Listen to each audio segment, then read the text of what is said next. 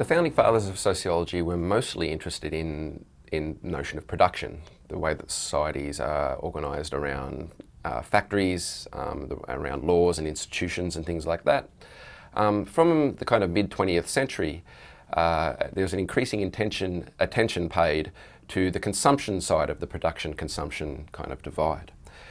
This is particularly around notions of identity, the way people construct the versions of themselves through the use of ever cheaper consumer products that became a product after the Second World War.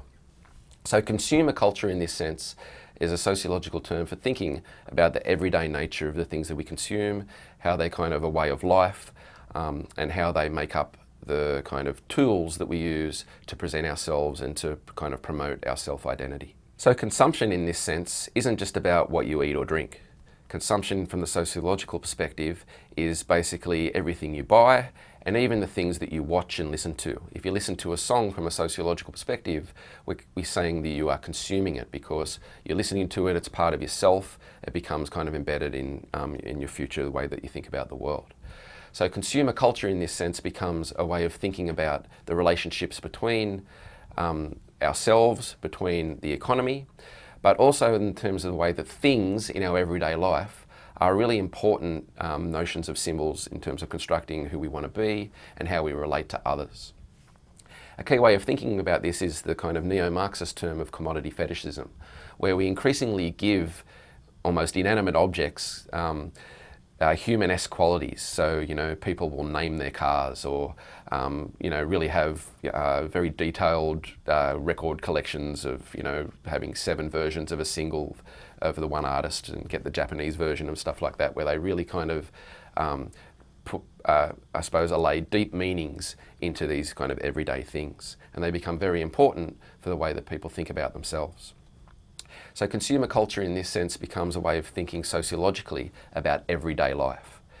There's broadly critical aspects of this in terms of the Frankfurt School, who argue that consumer culture kind of stupefies us. We watch kind of dumb movies, we're too worried about keeping up with the latest fads.